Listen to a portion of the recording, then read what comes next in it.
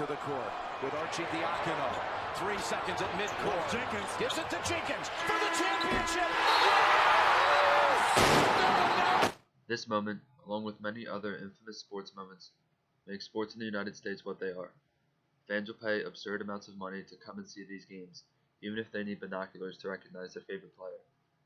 For example, the Miami Heat averaged $1.44 million of revenue per game in 2013. People are not coming to these games for the overpriced nachos or to be around 20,000 of their closest friends. So what is so good about these sporting events? He goes right over Lucas. It was like a stepladder. These split seconds that are captured on camera are idolized on bedroom walls, locker room doors, and SportsCenter highlight reels. These shots, decisions, touchdowns, and game-winning home runs are made possible by our superstar athletes. But what if I told you that we could have more than double of these great athletes by fixing some small things in our society today?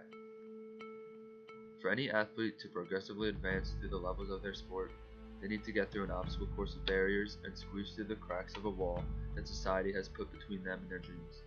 The first obstacle is none other than their parents. You tonight because you let me down, brother. No, I'm not. You did. I don't give what you do. You let me down.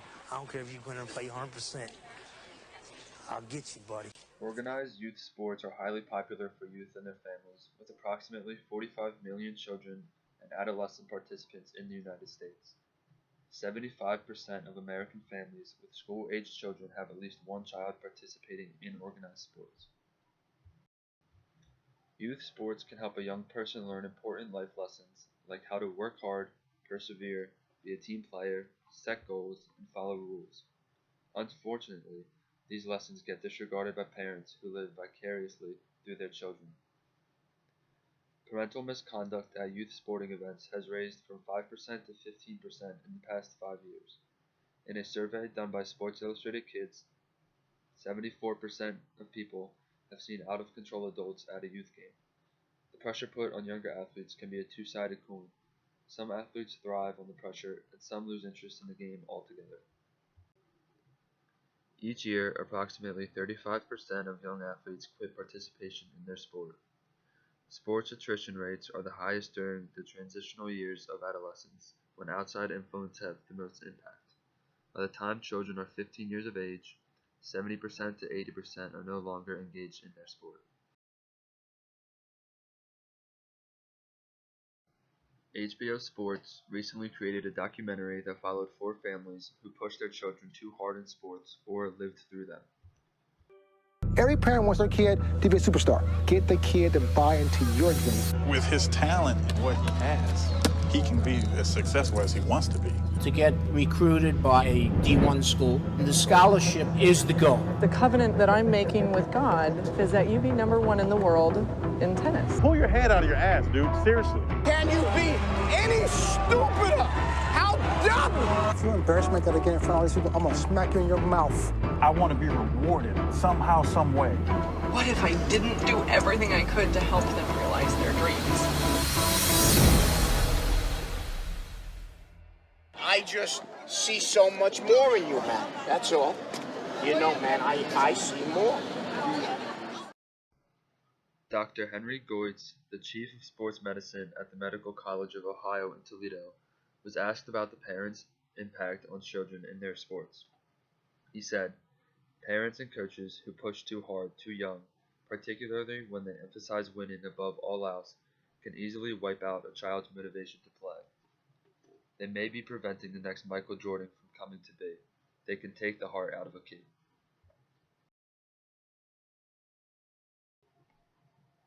I conducted a poll with 5 coaches and 10 athletes with experience in every level of competitive sports play. More than half of them agree that there is a large amount of parental misconduct throughout the season, while 27% even went on to say that it is common at almost every sporting event. Dr. Nick Garcia from the University of Utah is a psychologist who specializes in helping athletes improve their performance, practice efficiency, and mental skills. This is what he had to say about what athlete burnout is and what factors contribute to these players giving up in their sports. There are a lot of different factors. One of them, like you mentioned, is that consistent pressure to be successful and to improve. And we all kind of go through a situation where improvement is very noticeable. I mean, you see it in the individuals as they diet and then they start a workout for the first time. You're going to see some massive results. Right, very huge quickly. gains quickly. Yeah, but just kind of the way we're wired and created is we basically all kind of reach a plateau at some point. Right. So you're not going to see. So plateaus are natural. Yeah, that's natural. Okay. I mean, you're gonna see that, especially if you're an individual that really pushes you hard. You're gonna see that curve go up, but there's gonna be some flattening at some point. And what happens is a lot of times in burnout, not all of them, but when you have that pressure to still want to be successful, you're not seeing those results. You're putting forth maybe 110% effort and still not getting increased results. That can be very frustrating. Right. So it's that frustration that it can often build. In my poll, 87% of the coaches and players agree that they have seen an athlete with potential burn out or quit a sport because he or she started playing competitively too young and lost the fun aspect of that sport. In an article written for NBC News, Jacqueline Stenson talks about the dangers of parents trying to groom their child to be the next Babe Ruth and the negative effects that it causes.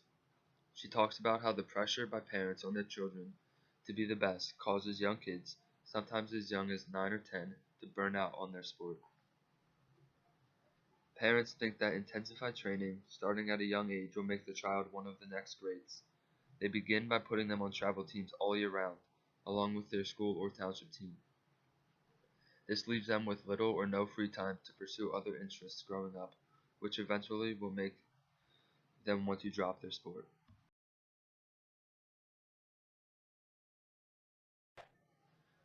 To help resolve and prevent athlete burnout, parents and coaches should look for major signs that their child or athlete could be experiencing. Physical signs that should be watched out for are fatigue, irritability, and inconsistent performance.